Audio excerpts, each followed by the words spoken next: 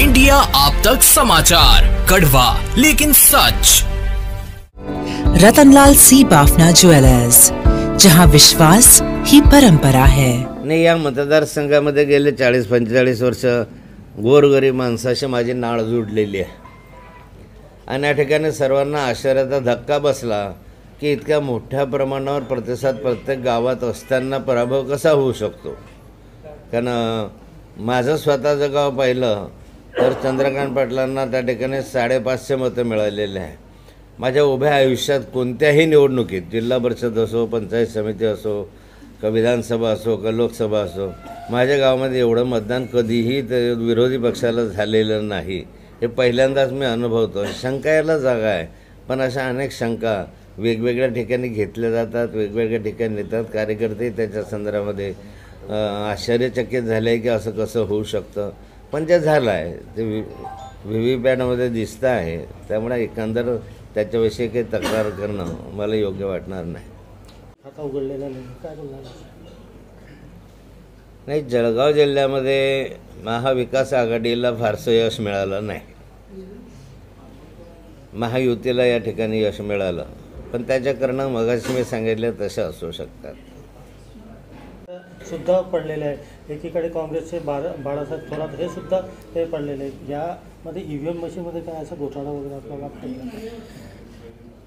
काही ठिकाणी शंका येण्यासारखी जागा आहे, कारण माझ्याकडे काल या मतदारसंघातली यादी आली, जे संभाव्य मतदान प्रत्येक गावाला किती होईल याची यादी माझ्याकडे काल व्हॉट्सअपवर फिरत होती। आणि आज पाहिलं तर तंतोतंत त्या गावांना तशाच्या तशा स्वरूपे 5-25 मतांच्या फरकाच्या अंतरानं तसेच मतं पडले। काही तर एकदम सेम 550 तर 550च मतं पडलेले आहे। हे कसं होऊ शकतं? काल जी यादी आली त्याच्यामध्ये एकाही मताचा फरक नाही, असं कसं होऊ शकतं? त्यामुळे शंकेला वाव आहे, परंतु ह्या शंका कुशंका घेण्यात अर्थ नाही आहे। पराभव आहे। हा सतत 7व्यांदा 1995 पासून तर 24 पर्यंत 7व्यांदा 7 वेळा मला जामनेरच्या मतदारांनी, कार्यकर्त्यांनी या ठिकाणी निवडून दिलेलं आहे। त्याबद्दल सर्वप्रथम मी त्याचे आभार व्यक्त करतो। आणि आज आपण बघताय जळगाव जिल्ह्यामध्ये 100% जागा, उत्तर महाराष्ट्रात युतीच्या भाजपच्या 100% जागा या ठिकाणी निवडून आलेल्या आहेत।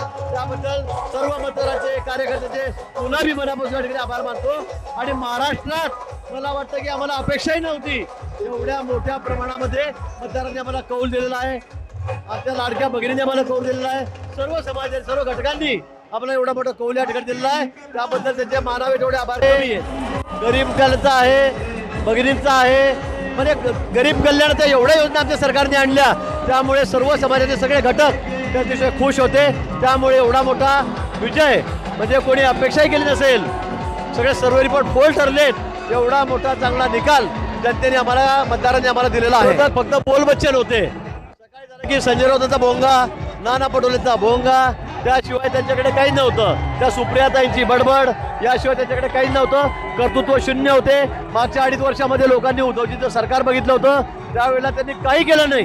पण या 2.5 वर्षामध्ये आम्ही ज्या गरीब कल्याणाच्या योजना आणल्यात, लोकांसाठी इतक्या चांगल्या शेतकऱ्यांसाठी योजना आणल्यात, विद्यार्थ्यांसाठी आणल्यात, मला वाटतं त्यामुळे सर्व मतदार, सर्व जनता ही प्रभावित झालेली होती। आमच्या भगिनी प्रभावित झालेल्या होत्या आणि त्यामुळे आम्हाला एवढं मोठं यश या ठिकाणी संपादन करता आलं। निश्चित आपली हीच अपेक्षा आहे।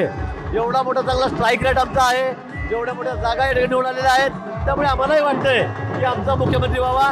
देवेंद्र सारखा एक सक्षम नेता जर या राज्याचा मुख्यमंत्री झाला तर मला वाटतं अधिक गतीने आम्हाला चांगलं काम करता येईल। भाजपचे आमचे नेते देवेंद्र फडणवीसच आहेत, आमच्याकडे दुसरं नाव नाहीच, म्हणून देवेंद्र फडणवीस मुख्यमंत्री व्हावेत ही साहजिक आहे। मी भाजपवाले म्हणून आमची अपेक्षा आहे।